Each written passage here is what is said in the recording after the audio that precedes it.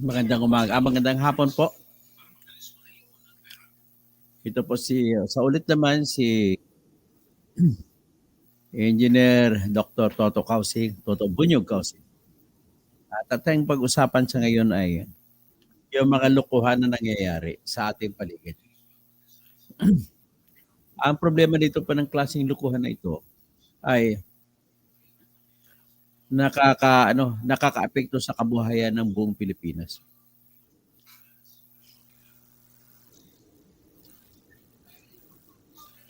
So ngayon, kung ating pag-isipan talaga, yung lokohan ito ay dapat tanggalin. At mind you, kasama si Erwin Tulfo sa panluloko rito. Kasama si Erwin Tulfo sa nanluloko dito. Ano bang panlulokong ito? Ito po yun. Ang ginagawa po nila ay nagbebenta po, kunwari sila ngayon sa Bulacan, sa Intercity, ng bigas na 40 pesos per kilo. Ang tanong, totoo ba yan? Yes, totoo, may nagbebenta. Ang tanong naman, tatagal ba yan? Hindi po tatagal yan. Tapos, paano nangyari? Yan po sasagutin natin kung paano nangyari. At yan nyo po madiscover yung lukuhan na ginagawa ng ating mga pinuno sa ating suwaklunan. Ngayon, sino po yung guilty dyan? Ang pinaka-guilty dyan talaga, yung actual na gumagawa ng diskarte. At yung actual po na gumagawa ng diskarte ay walang iba po, kundi si Martin Romualdez. Kasama niya yung kanyang bata na si Erwin Tulfo. So kumbaga huwag nyo na iboto yung Erwin Tulfo na yan. Kasi walang ginawa yan kundi manluloko sa bayan. So, paano ba sila nanluloko? Ito, pakinggan nyo po kung paano. Patungkol ito sa bigas. Kumbaga, ang nangyari ngayon ay namumuhay sila ngayon sa lukuhan para hahanga ang buong bayan sa kanila. Si Erwin Tulfo naman, kailangan niya po yan sapagkat tumatakbo siya pagka-senador. At kung tatakbo siya pagka-senador, kailangan niya manalo. At siyempre, pag ang Tulfo ay sikat, mananalo, kasama na rin yung kanyang kapatid na si Ben Tulfo. Ito po yun ang nangyari. Sa ngayon, may tinatag na programa sila na Rice for All. Sa ngayon, makikita mo dyan, pumunta kayo lahat doon. Kung malapit kayo dyan sa Rice sa intercity na lugar, pumunta kayo doon at bumili ka ng 40 pesos per kilo na bigas.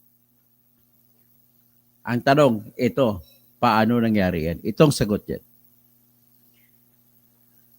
Ladies and gentlemen, ito po ay resulta ng tinatawag na sindikato na pinapatakbo po ni Martin Araneta.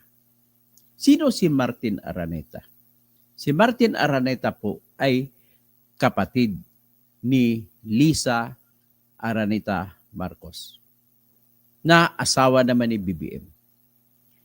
Si Martin Araneta ay may kasabwat siya na importer na si Jack Ma. Ang lahat na nag-angkat ng bigas sa buong Pilipinas ay dumadaan po sa kanila. Sa panahon ni Duterte, dumadaan sa Davao Group. Sa panahon nga ngayon ni BBM, dumadaan po sa Lisa Araneta Marcos Group. So paano ang sistema? Hindi po kayo makakapag-import. Kahit pa ikaw ay willing magbayad ng taripa, hindi kayo makapag-import ng bigas. Bigas lang pinag-usapan natin. Wala pa yung produktong agrikultura. So paano mag-import ngayon? Dadaan kayo sa Lisa Araneta Marcos Group. Tawagin lang natin na LAM Group. Tapos, siyempre, kakutsaba niya yung pinsan ni BBM na si Martin Romualdez. At isa na rin sa kakutsaba dyan, si Erwin Tulfo. Dito mo makikita kung gaano kasama itong ugali ni Erwin Tulfo. Paano ba nangyari ito? Ladies and gentlemen, ito yan. Alam na ba ninyo, di ba, na mayroong batas na rice tarification law kung tawagin? At ang batas na ito po ay ini-sponsoran ni Cynthia Villar. Nang ini-sponsoran ito ni Cynthia Villar, ang tanging nasa isip ng babaeng yan ay para gawin na ma-discourage, mawala ng gana ang mga magsasaka natin at ibenta na lang ang kanilang lupa para gawing naman subdivision ng kumpanya ni Villar. Gagawin naman ng Camellia Homes. Gagawin naman ng Villar City, kung saan magpapatayo sila ng all home. Magpapatayo sila ng coffee project. Magpapatayo sila ng Vista Mall. Yan po ang kasindikatuhan na nakikita nyo sa ngayon. So ngayon, ang kanyang motibo ay lupa. At dahil anong ginawa sa batas na yan? Pinayagan ang lahat ng importer na umangkat ng umangkat kahit ilan tonelada. Walang limit, walang unli. Kumbaga sa cellphone, unli call, unli text. O, kung sa data pa, unli surf. Ganun po nangyayari. So ngayon, pero sa kondisyon, nilagyan nila ng 35% ng halaga ng inangkat ay magbabayad sila bilang tatawaging taripa o di kaya buwis sa import. Ang tawag kasi, pag buwis galing sa import, ang tawag dyan ay tarif. Sa Tagalog o di Espanyol, tawagin na natin taripa. So, pag sinabing 35%, magkano binabayad ng mga nag-aangkat? Halimbawa, nakuha nila ng 100 ang bigas sa Vietnam, sa Indonesia, hindi Indonesia, sa India, sa Thailand, ay magbabayad sila ng 35 pesos kada 100 pesos. Ganun po yun. So kung makukuha sila ng tig 1,000 pesos per 25 kilos na sako, magbabayad sila ng 350 pesos na buwis. Yan ang nakalagay po sa rice tarification law.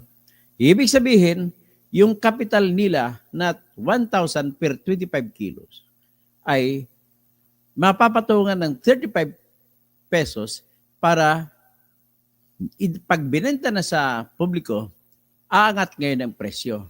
Pero ang problema ay kung nandiyan na yan, ibigay natin 1,000 pesos divided by 25 kilos, 40 pesos per kilo ang kapital. So, pag dinagdagan ng 350, magiging 1,350 ang kapital.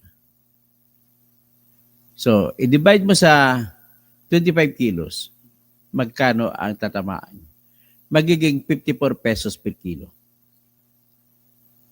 Kung mayroong tinatawag na taripa na 35%. At anong ginawa? Siyempre, ginawa na diskarte dito mga smuggler para kumita sila. Nilapit nila kay Lisa Araneta Marcos at saka mga senador na kasama sa sindikato. Pwede ba babaan na lang sa 15% ang taripa? Okay. Si Bongbong naman, nagpalabas naman ng kautusan, pababaan ng 15% ang taripa. Para hindi halata at para matutuwa ang mga tao, anong ginagawang dahilan? Para ito, bumaba yung presyo ng bigas, kailangan natin babaan yung buwis sa pag-angkat ng bigas. At kung bababa, dadami ang pag-angkat, ang inaangkat. At kung dadami, mag-a-apply ngayon ng law of supply and demand at babagsak, aabutin natin ang 20 pesos per kilo. Tama bang argumento yan? Sagot, mali. Bakit mali? Unang-una po. Hindi naman bumababa sa 20 pesos per kilo ang kapital na presyo na bibilhin mo sa Vietnam, sa India, sa Thailand. Sobra 20 pesos per kilo ang kapital. 30 pesos pwede. Pero yung 20 pesos hindi mo kaya abutin. So halimbawa, sabihin na natin, umangkat sila kay usually 40 pesos. Sa 40 pesos per kilo, tatakbo siya na 1,000 pesos per 25 kilo na isang sako. Maliit na sako yan. So kung malaking sako na tag 50 kilos, papatong po sa 2,000 ang kapital. At kung papatong ang 35% na buwis, so 700 idadagdag mo sa 2,000. So isang 50 kilos na bigas sa isang sako ay maghalaga na ngayon ng 2,750 pesos ang kapital pa lang. So kung ikaw negosyante, gusto mong kumita, papatungan mo 250 at ibebenta mo 3,000 pesos per kilo. At kung ibenta mo 3,000 pesos per kilo, per sako, per 50 kilos, magkano naman per 50 per kilo? So ang tatagkuan siya, magiging 60 pesos per kilo. Hindi talaga kaya. So ganun ang katotohanan. So ngayon, dahil sa argumento ni Bongbong na pababain ang presyo ng bigas, baka magreklamo mga Pilipino, binabaan niya ngayon ang taktika niya, binawasan niya ang buwis. Ginawa niyang 15%. So ngayon, kung 15% na lang, 150 pesos kada 1,000 ang dagdag. So kung 50 kilo sack ang bibili nila at halaga ay 2,000 sa import, idagdag mo ngayon ang 300 pesos, maging 1,300 2,300 na ngayon ang presyo. So sa 2,300, magkano abutin sa per kilo? Ang abutin niyan ay 46 pesos. Ay, so ngayon, pagkatapos niyan, dahil binaba niya 15, ano nangyari? Pilitin nila ngayon na 40 pesos. So ibig sabihin, kung 40 pesos, pwede natin sabihin na yung isang sako na tag 50 kilos sa bigas, maaring hindi 2,000 ang presyo pag-import nila galing sa kwan. Sabihin natin 1,500. So, dagdagdagan ng 15% na buwis. Magkano tatamaan niya? Magiging 1,725 pesos. Magkano tatama sa kada kilo?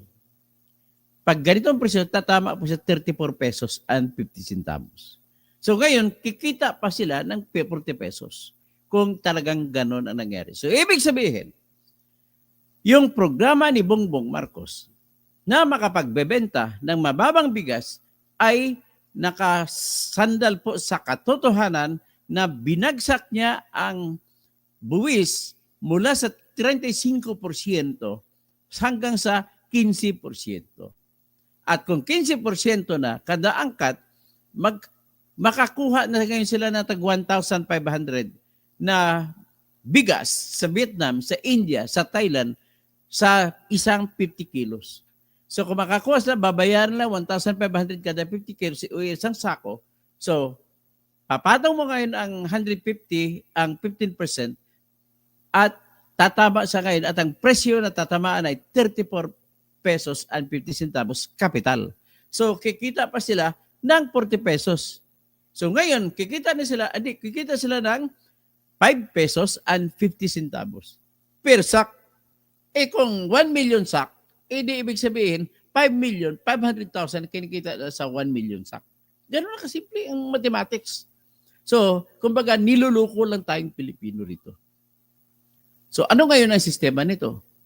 So, kung ganito mangyari, ang problema talaga dito ay tatagal ba? Siyempre, hindi tatagal yan.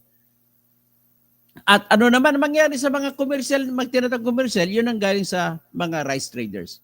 So, ito po, sila po ay nag-anunsyo na may 8 silang warehouse na nilusob. Kasama si Martin Romualdez, kasama si Erwin Tulfo, at iba pang mga congressman.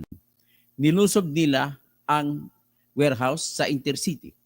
8 warehouse yun. Ang katwiran nila, walang naipakitang papel na sila ay umangkat. O wala silang ipinakitang papel na sila ay legal na umangkat. So ngayon, nangyari po yun noong December 16. Pinasok nila ang 8 warehouse doon sa Intercity. Ngayon, bumalik sila noong December 19, pinayagan, binuksan ulit yung ni-raid. At nung binuksan ulit, nung yung na-raid, ay pinayagan na sila ngayon na magbenta ng kanilang inangkat na bigas. This time, binigyan sila ng permiso na magbenta kasama ang iba pang hindi na raid sa kondisyon na magbebenta sila ng 40 pesos per kilo. Definitely, lugi sila sa 40 pesos per kilo. Pero bakit pumayag sila? Kasi po, pansamantala lamang yan. Pagtapos ng Pasko, babalik naman sila sa dating gawin. Makakabawi naman sila ngayon. Kita mo yung lukuhan. So ngayon, ano po nangyari? Ano ba talaga ang totoo? May nakita pa akong totoong kwento sa 8 na walang papel. Ano po yung 8 na walang papel? Ganito po yung nangyari dyan. May iba dyan grupo na importer sa grupo niya ni David Bangayantan. Mga kartel sila. 4 ang kartel kasi dito. Nag-import sila. Marami ang kanilang stock. Itong 8 warehouse na nahuli na walang mga papel ay lumapit sa kanila. Kumuha ng stocks na ibebenta nila. Kumbaga nagre-resell lang sila. At ang hawak nilang bigas ay bayad na yun sa import. Bakit bayad? Kasi binili lang nila ito sa mga nag-import. So ibig sabihin, hindi po sila illegal. Kumbaga, bumili lamang sila doon sa mga ibang nag-import. Kaya wala kasi silang papel kasi ang papel nandoon sa talagang nag-import. Ganun po ang totoo dyan. So ngayon, nagbentahan ng 40 pesos hanggang ngayon. Kahit ngayon pupunta kayo, makabili kayo. Yan po ang totoong nangyari. Kaya ngayon, ang problema dito, sino may problema dito? Una, yung mga nagbebenta na yan. Pero kahit paano kikita yung mga importer dyan na mga lahat dumadaan sila sa kay Lam Group, Lisa Aranita Marcos Group. So ngayon, ang mangyayari niyan, pag maubos lang, babalik sila sa dating gawin. At siyempre, gagamitin naman lang ngayon yung power of the president to reduce the tariff or yung buwis. Mamaya abot na 5% na lang para kumita sila ng kumita.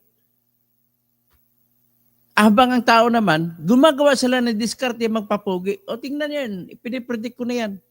Ngayon, 40. Pag January, baka mag-anunsyo naman sila, 35 pesos per kilo na lang. Pwede na. Pipilitin nila yung mga nag-import. Kasi kung ayaw nag-import magbenta ng mura, isasara sila. Ganun po yun. So ngayon, ano naman ang epekto nito sa bigas ng ating mga farmers? Okay. Mga nakaraang buwan, October, ay nag-harvest po yung ating mga farmers. Marami sila. Ang isang sindikato nun, pag harvest nila, i-deliver ngayon sa National Food Authority warehouses. Pagdating sa National Food Authority, ang reklamo sa akin, sasabihin ngayon ng manager o nung sino mang opisyal na nagbabantay sa NFA warehouse, ay hindi po namin mabibili yung bigas nyo, Manong. Bakit po? Low quality. Kawawa ng mga farmers. Nagbayad pa sila, nagkipagkontrata sila sa truck na magbabayad ng 50 pesos, 50 pesos kada sako. Pagdating sa NFA warehouse, tinanggihan. Saan ngayon kukunin ng farmers ang 50 pesos kada sako na binayad sa truck? Wala lang akong ideya kung ilang sako sa isang truck ang magkasya. Pero tingin ko, 1,000 lang, kulang pa yan. Kasi angat-angatin, taasan yan. So ano ngayon nangyari? Pipilitan ngayon babalik yung farmer. Pagbalik niya sa kanilang lugar, may lalapit sa kanya na mga trader. Aalok. Manong, bibilhin ko na lang yun na 14 pesos per kilo. At kung bakit namimilit dati si Manong na magbebenta sa NFA, kasi doon po standard 17 pesos per kilo ang palay. Ngayon, hindi siya bibilhan. Pag-uwi niya, may lalapit, kukunin ng 14 pesos per kilo. Lugi na yan. Mapibilitan siyang ibenta kasi kaysa mabulok yung kanyang produkto. So kumbaga halos tabla lang siya doon sa 14 pesos per kilo.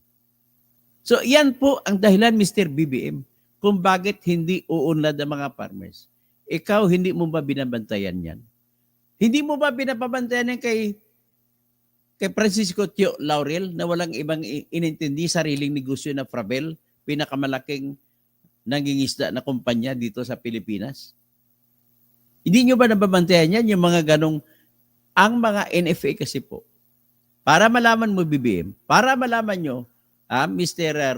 Romualdez, Mr. Erwin Tulfo, ang mga NFA official natin ay binibigyan ng pera ng mga smuggler. Ang smuggler mismo nagbibigay ng pera sa kanila para tanggihan ang mga binibentang mga local na produce or na harvest na mga bigas natin. At kung matanggihan sila, ang gagawin nila ngayon, yung kanilang presyo sa mga imported na bigas ay maibebenta na ng maayos. At dagdag pa sila kita. Kasi pag binalik na yung mga bigas na tinanggihan, ang mga palay tinanggihan, bibilhin ngayon ng mga trader na yun ng mga salaula.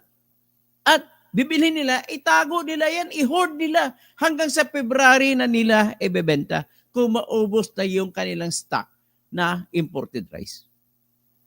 Pag ibinenta nila ngayon ng February, yung 14 pesos na binili nila, magiging equivalent, may ibebenta nila ng aabot yan tag 50 pesos, 60 kilos kasi masarap po talaga ang harvest sa ating lokal na farmers. Masarap po. Commercial nga kung tawagin nila yun. Kasi iyan ang mas mataas na uri ng ginurado. So, pwede nila ibenta 60 pesos per kilo sa bigas. Ngayon, para malaman nyo ang science sa bawat 2 kilo na palay, pag pinagiling mo, assume na lang natin 1 kilong bigas yan. Although mas marami sa 1 kilo. Sabihin natin 1 kilo. So, ibig sabihin, kapag binenta mo na 60 pesos per kilo ang rice na, yung bigas na mismo, ang katumbas niyan ay 2 kilo. So, 2 kilo na 14 magiging 28 pesos per kilo ang kapital. Ibebenta mo ngayon ng 60 pesos. 60 pesos minus 14 pesos, that is equivalent to 46 pesos ang income.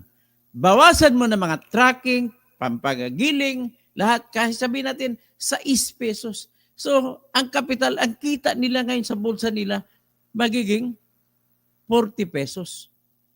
So, ang totoo dyan, hindi 40 pesos ang binibenta sa mga tao, kundi ang 40 pesos na itutubo nila mula sa commercial na bigas ng mga farmers ay 40 pesos kada kilo, kada sako, kada kilo.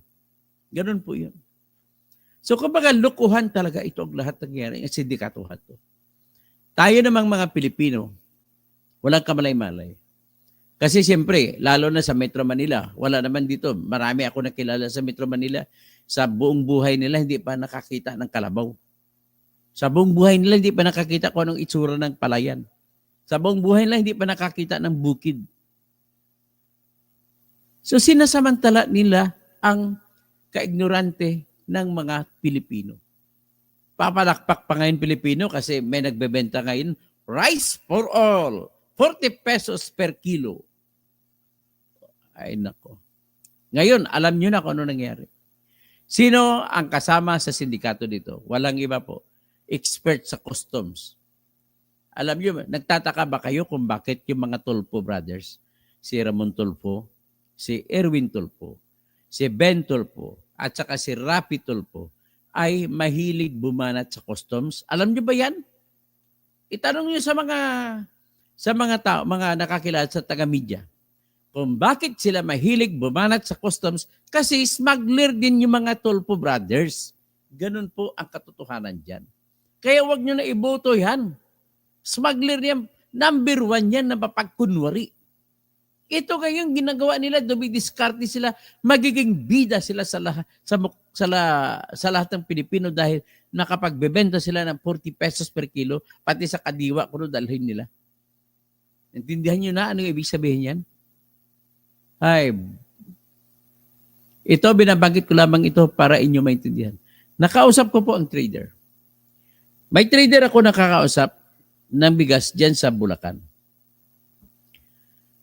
Ang problema niya po, siya naman ay hindi naman nag-i-import. Sa kanyang advokasya na tulungan ang mga magsasaka na lokal, ang kanyang binibili ay yung mga produkto ng mga farmers. Siyempre, mas mataas. Kahit may, sa kanya naman, hindi naman siya namimilit sa mga binibilhan niya. Kung saan sila magbenta, kung sa NFA, kung sa kanya. Basta sa kanya, tinatapatan niya yung presyo ng NFA. Mabibili niya ngayon. Pag mabibili niya, ipapagiling niya. Pagiling niya, nakastock na yun doon. Sabi ko nga, kung 17 pesos per kilo, ang bili niya sa mga farmers, direct, magiging 34 pesos per kilo ang kapital niya. So gastos pa gagiling, lahat-lahat, tatakbo pa ng mga 40 pesos lahat, maximum na magagastos niya. So yung aking nakausap na makabayad na trader, sabi niya, ang kanyang bigas ay tumatakbo sa mula sa 1,050 kada sako na 25 kilos hanggat sa 1,150 sa kada sako na tag 25 kilo ang lamang bigas sa isang sako. So kung 1,150 ang benta niya, divided by 25, magkano ito kada kilo? Lumalabas 46 pesos per kilo ang benta niya.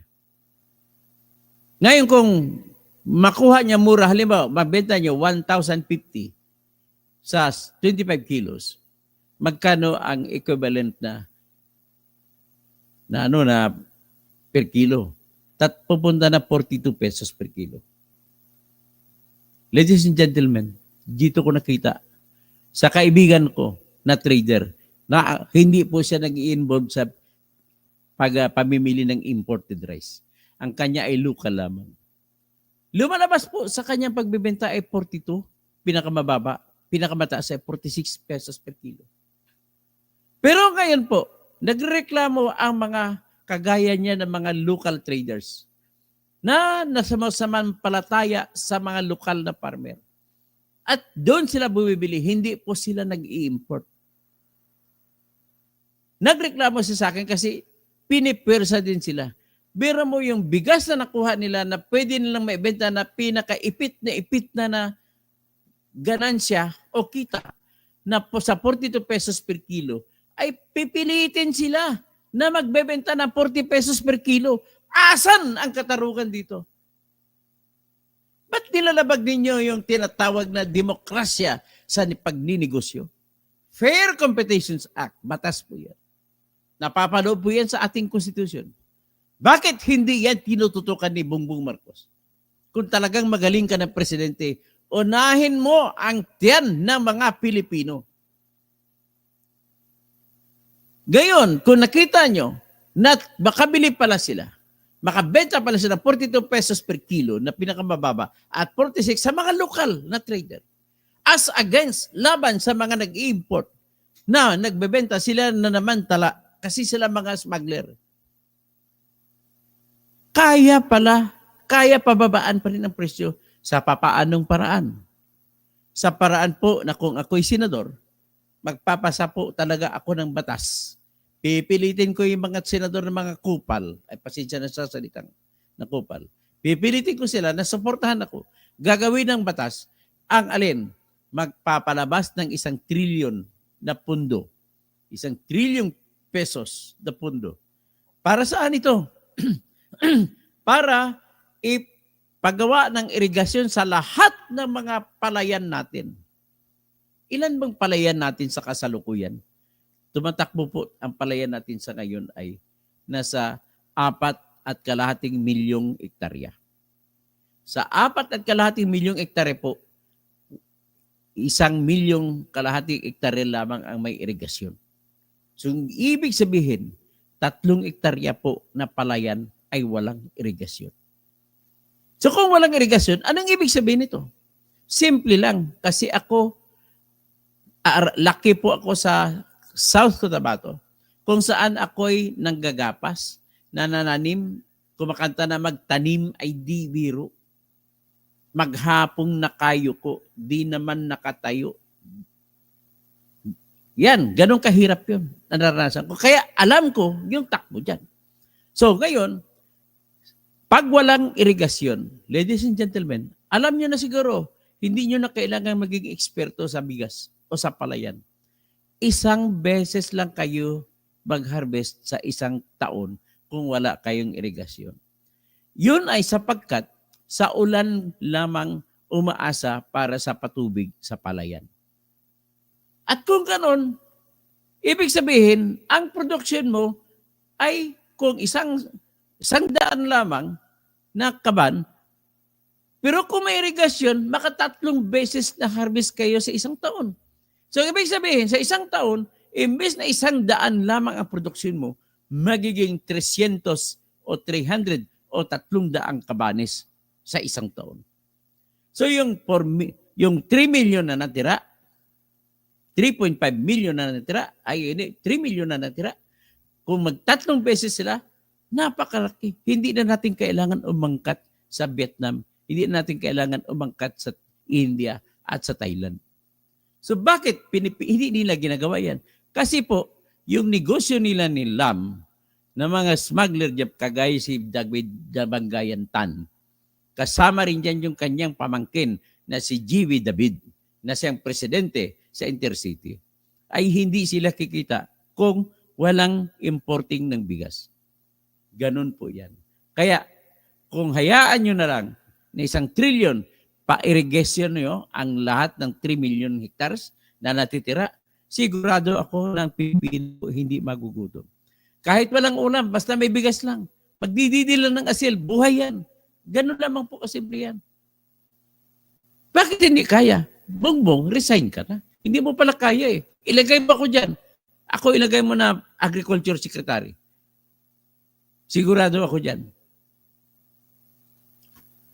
So, ano pa ang gagawin sa 1 trillion na aking proposal kung ako maging senador, kalahati ng 1 trillion ay igugugol ko sa pag maging modernize ang bangka, mga bangka, magiging ano na, ang tawag dyan, magiging fiberglass na ang mga bangka. Bigyan ko ng fiberglass na bangka ang mga magsasaka. At lalagyan ng makina na hindi pumapalya. At ang makina na ilalagay ko dyan, yung pang speedboat para mabilis ang takbo. Pagkatapos, lalagyan yan ng makina na nakakabit doon sa kung gusto mo na mag-wheel, automatic ang kawil mo ang sa makina. Pero kung gusto mo net, ang gamitin mo sa pangingisda, turuan kayo lahat kung paano mangisda. At tuturuan kayo kung anong relasyon ng isda sa tubig, sa dagat, sa buwan sa taas. Kasi kung madilim ang buwan, at kung meron ka lang ilaw, lalapit sa iyo ang mga isda. At kung lalapit mga isda, kukumpul-kumpul yan, gaganinin mo na lang ng net, kuha mo na lahat yan. Alam ko yan sapagkat ako po ay nagiging tripulante sa troll na bangka, nangingisda din ako nung araw. Diyan sa Ahoy, Iloilo. Kaya kita mo yung mga ginagawa nyo, puro lamang ito panluloko para lamang kumita kayo.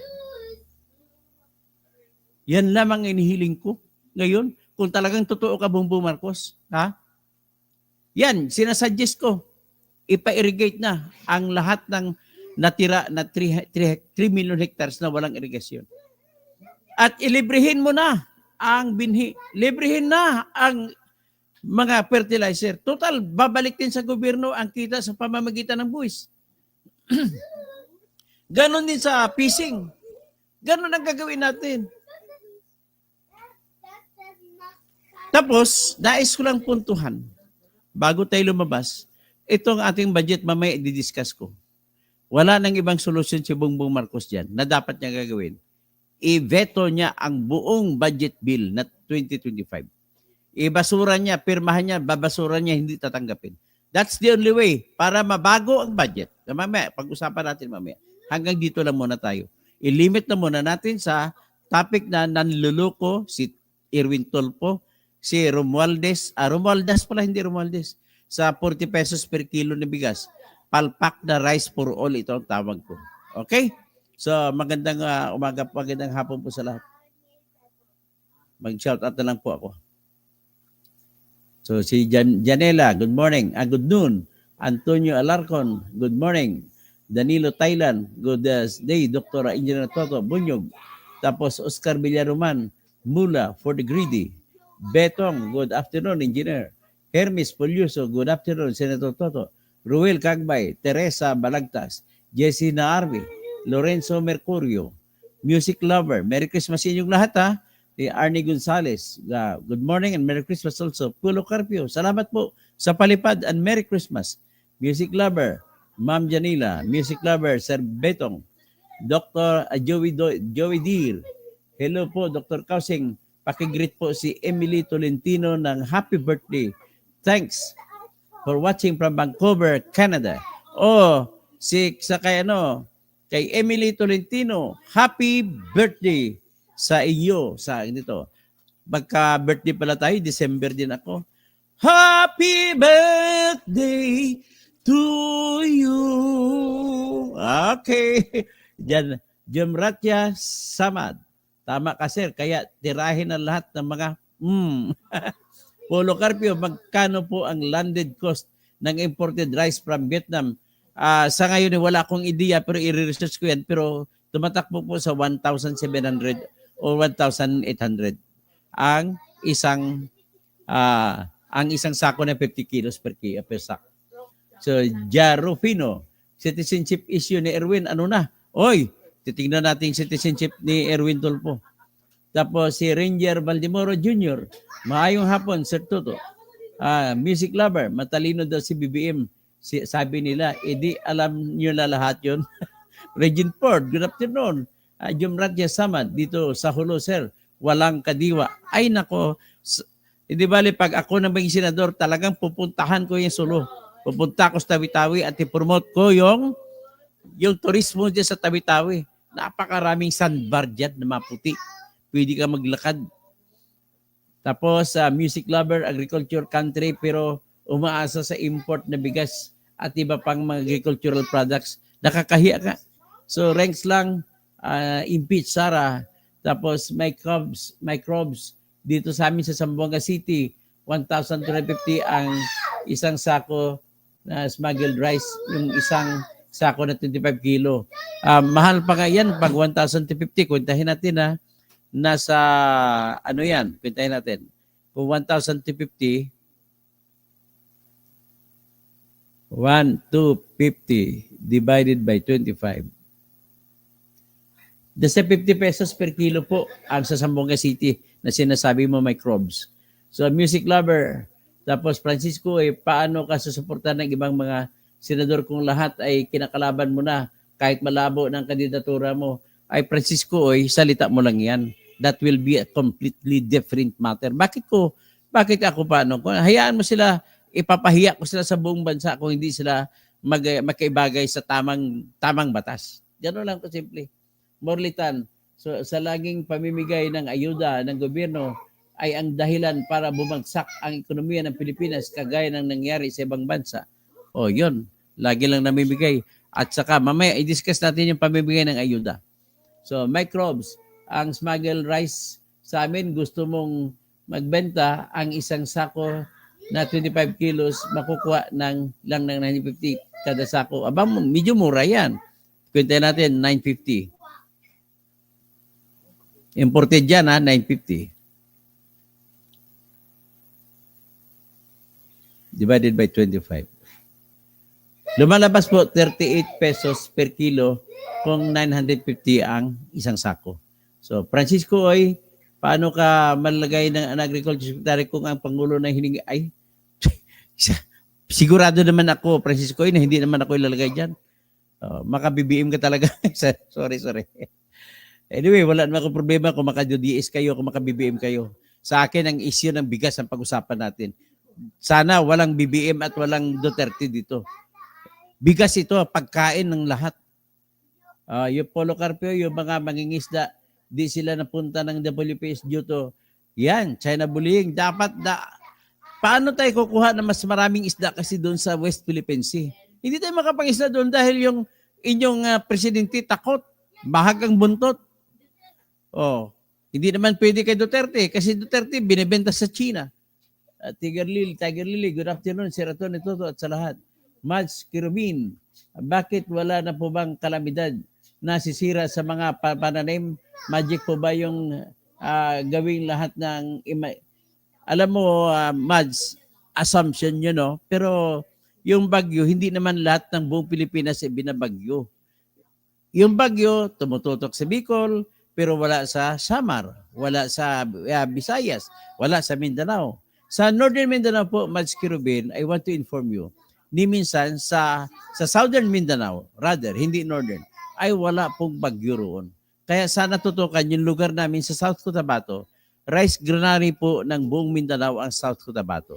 At bakit kami rice granary, Mads Kirubin? Una, wala kaming bagyo.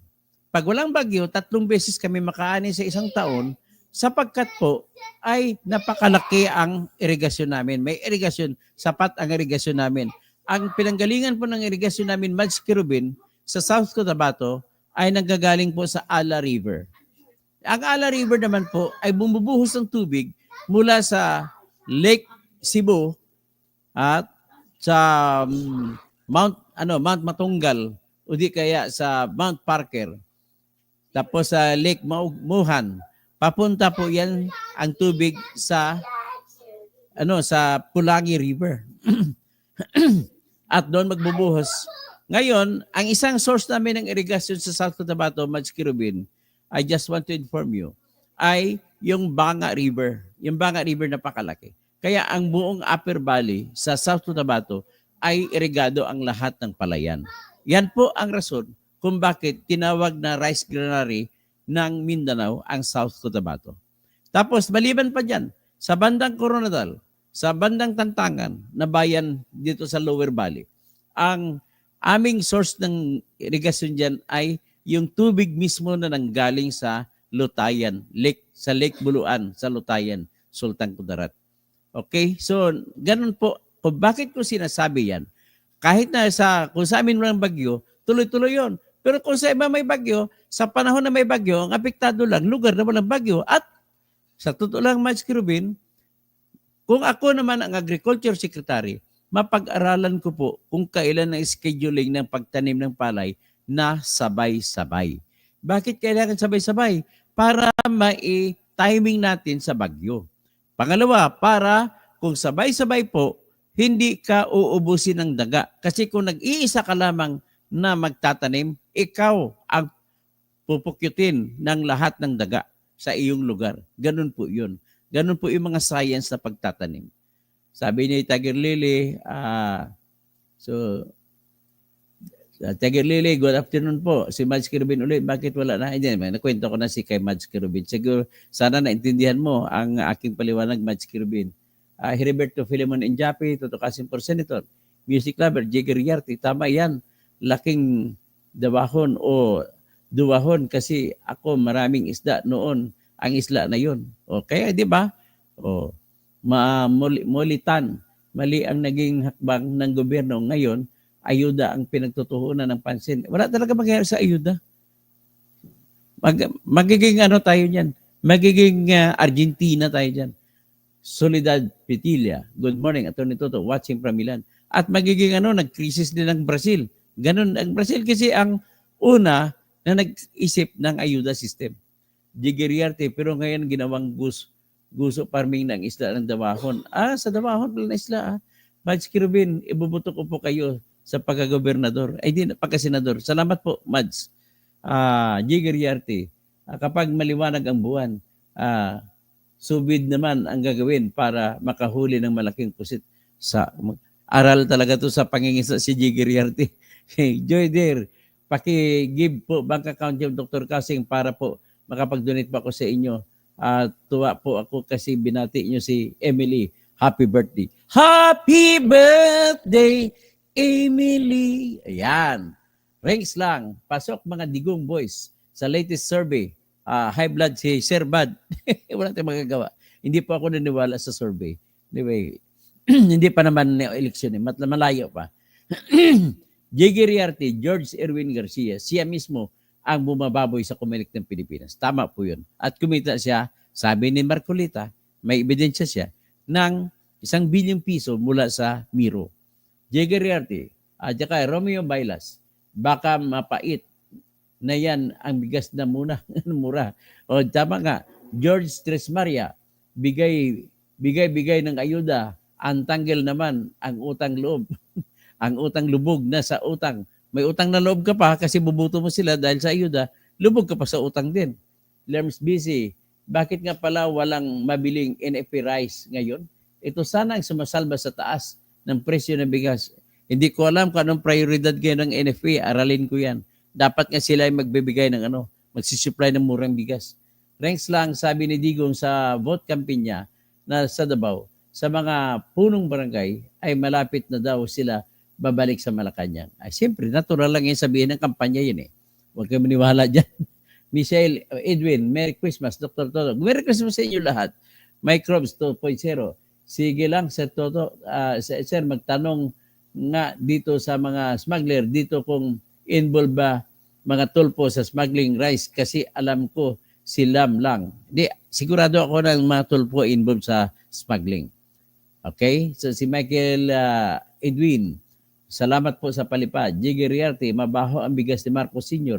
Mismo ako ay di kakain nun. Okay. Emily Simeon Romero, good day, Gina Toto. Kuya Bugart, yung Barangay 49 sa Tacloban City, binungkal lang ang road project tas iniwan na kautiwangwang. Oh! Martin Romaldes, yung binungkal mo na kalsada dyan sa Barangay 49 sa Tacloban.